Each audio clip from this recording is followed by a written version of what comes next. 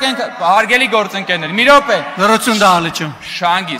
Հանգիստ։ Լրություն, հարգելի։ Բա գիտեք, տենց հեշտ է խոսալու, այդ պատասխան չի հնչելու։ Տիմ թե դուք տեսել եք։ Եկեք, ձեր մասին է, պարոն Մինասյան։ Նստեք։ Չեմ իրավ։ Ռուստամյանը հարցերը որ դες տալիս են նրա համար չի որ պատասխանը կգաք ապրեք, բոլորդ եկաք, նույնիսկ Գեղամ Մանուկյանն եկավ։ Պարոն Մանուկյան, տեսեք, որ ասում էի չգնաք։ Հարգելի գործընկերներ, պարոն Մանուկյան, ավտորիտարիզմի, ձեզ հատկապես ես դրվագով եմ ուզում դիմել, ավտորիտարիզմի մասին եք խոսում։ Այդ ընկել եք սրբազանների հետևից։ Հենց էր սրբազաններից մեկը, որ համարձակվել էր երկիր մեդիայով ձեզ պատկանող լրատվամիջոցներով Ռոբերտ Քոչյանի մասին մի հատ թարս բան ասել, խի եթեր չեք տվել։ Գնացել էր հարցազրույց, ասում է ես գնացի Ռոբերտ Քոչյանին քննադատեցի եւ ինձ եթեր չտվեցին։ Ընկել եք սրբազանների հետևից, պարոն Մանուկյան, հա՞։ Ինչ եք արել, սրբազանի սուրբ հարցազրույցը պահանջում են հրապարակել։ Էսա, բանը, խոսում են ավտորիտարիզմի մասին։ Տիմ ընտրություններում դուք ասում եմ մի հատ ընդդիմադիր քաղաքապետ ունեցել եք, դուք ասֆալտին չէիք, փռի։ Ասֆալտը իրանց վրա կփռեիք, հետո այդ ասֆալտի վրա կկանգնեիք, կճամարտակեիք ժողովրդավարության մասին։ Սեմիդայի տեղն են իրանց դրել, եկել են այստեղ խոսում են ժողովրդավարության, բաների եւ այլնի մասին։ Ասում է բռնապետություն, ի՞նչ բռնապետություն։ Սենց բռնապետություն եք տեսել, հարգելի գործընկերներ։ Պարոն Մինասյան, ասում եք դասական բռնապետություն։ Հələ տեսեք ուր ենք հասել։ Դուք այստեղ դասական բռնապետությունը հիմնավորելու համար ասում եք Արման Բաբաջանյանը հրաժարվել է ներողություն խնդրել։ Հələ մի հատ նայեք բևեռը։ Արման Բաբաջանյանը հրաժարվել է ներողություն խնդրել, սա բռնապետության մի օրինակ է եւ օրենքի ոտնահարման եւ ասպատակության եւ հոկտեմբերի 27։ Մտնում են ազգային ժողով, գնդակահարում են պետության քաղաքական ղեկավարությանը, դա մնում է չբացահայտված, եւ մյուս կողմում Արման Բաբաջանյանը հրաժարվել է ներողություն խնդրել, կամ որևէ մեկը հրաժարվել է ներողություն խնդրել։ Մի հատ նայեք մարտի 1-ը, բանը եւ այլն, ինչ քաղաքական հետապնդման մասին է, ժողովուրդ ջան, այս ինչ հեքիաթի մեջ եք դուք ապրում։ Ձեզ թվում է թե դուք մենակ սենյակում իրար հետ ասում, խոսում, ծիծաղում եք։ Պարոն Մանուկյան, հարցից պատասխանեք, խի եք սրբազանի հարցազրույցը բանարել։ Խի եք սրբազանի։ Սրբազանի հարցազրույցն ուր է։ Ուր է սրբազանի հարցազրույցը։ Ընկել եք սրբազանների հետևից։ Լրություն դալիճ։ Բոլոր սրբությունները ոտնատակ եք անում։ Ո՞նց եք սրբազանների հետևից անի։ Բասես բան կլինի։ Հե՞։ Ինչ,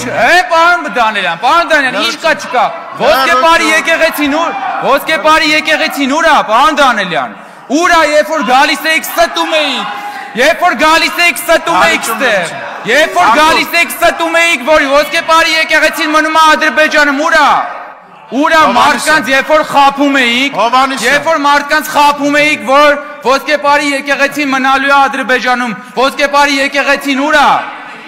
ոսկեպարի եկեղեցին ուր է, պարոն Դանիելյան, դա դաջված է մնալու ձեր ճակատին, որը դուք մշտապես փորձել եք այս հանրությանը մոբիլիզացնել, խաղալ մարդկանց հույզերի հետ, որպեսզի Հայաստանի Հանրապետությունը չունենա սահմանազատված սահման, որպեսզի ձեր սիրելի 004 շրջաբերականի դրույթները իկա տարածվեն, էս եք դուք։ Հիմա էլ եկել եք Բովիկ Աղազյանին փորձում եք բանանել։ Պարոն Աղազյան։ Խանգարում եք, հեսա վերականգնելու եմ ժամանակը ամբողջությամբ։ Իմ ժամանակը կվերականգնեմ։ Այո, բա տեղից որ հերթով բոլորով խոսում եք, բա վերականգնելու եմ, վերականգնեք պարոն Կոջերյանի ժամանակը ամբողջությամբ։ Շատ շնորհակալ եմ, պարոն Սիմոնյան։ Վերականգնեք ժամանակը։ Վերականգնեք ժամանակը ասում եմ։ Շնորհակալություն շան ընդդիմադիրներից մարդ կգտնվի կպատասխանի, չէ՞ պարոն Մամիջանյանի։ Իրական ընդդիմադիրներից չէ։ Այդ արդեն կտեսնենք իրական Հայաստանի այո իրական ընդդիմադիրներից։ Պարոն Մամիջանյան, լավ եք ասում, բայց ինչ որ ասում եք ճիշտ չեք ասում։ Ամենայն հարգանքով Սահմանազատման հանձնաժողով գոյություն ունի, որը որ դուք բոլորով իրական եւ ոչ իրական ընդդիմություններով ասում եք, որ Ադրբեջանը չի ստորագրելու, բայց այդ սահմանների ով առաջ ով հետ խնդիրը դրված է այնտեղ եւ այդ խնդրով զբաղվում է կոնկրետ հանձնաժողովը։ Դրա համար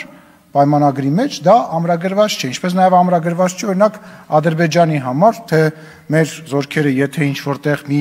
մետր կամ մի կիլոմետր առաջ են, իրանք հետ քաշվելու են, թե չեն քաշվել։ Այսինքն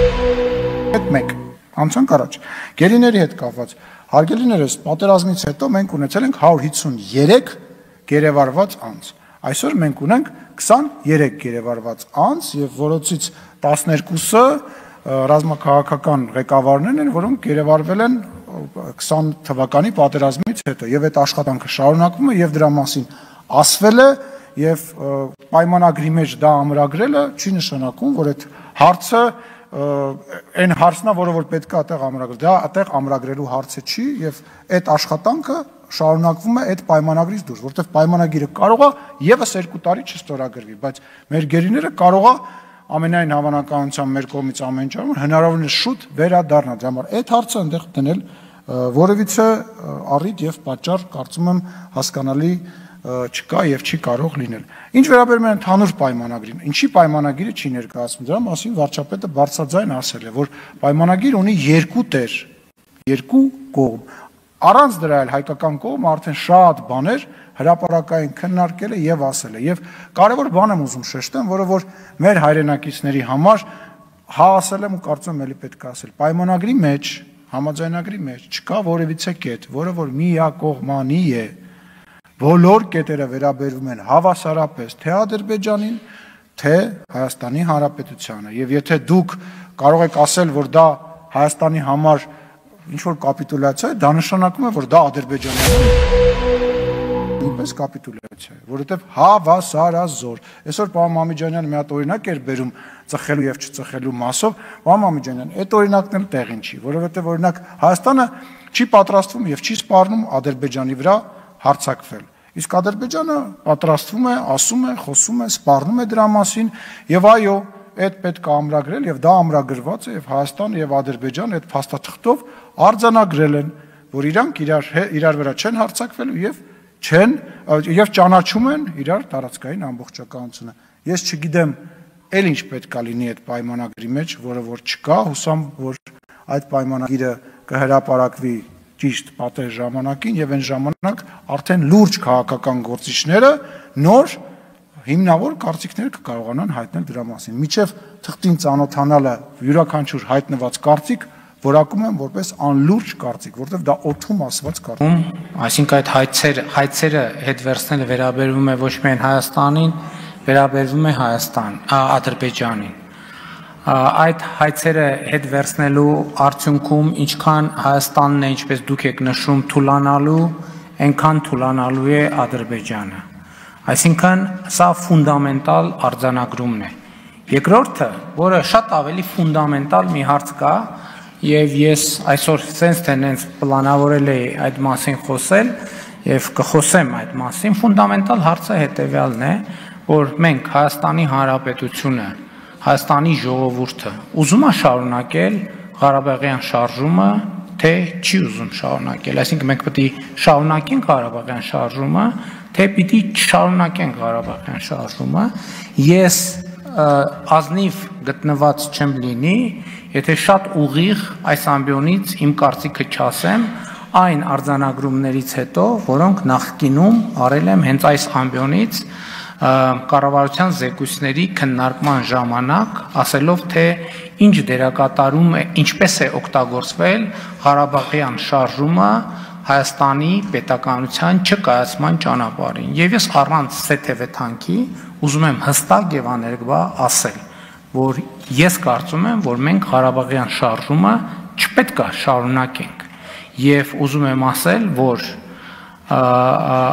այն խաղաղությունը, որի ճանապարհով մենք գնում ենք, գերիների հարցի լուծման ամենա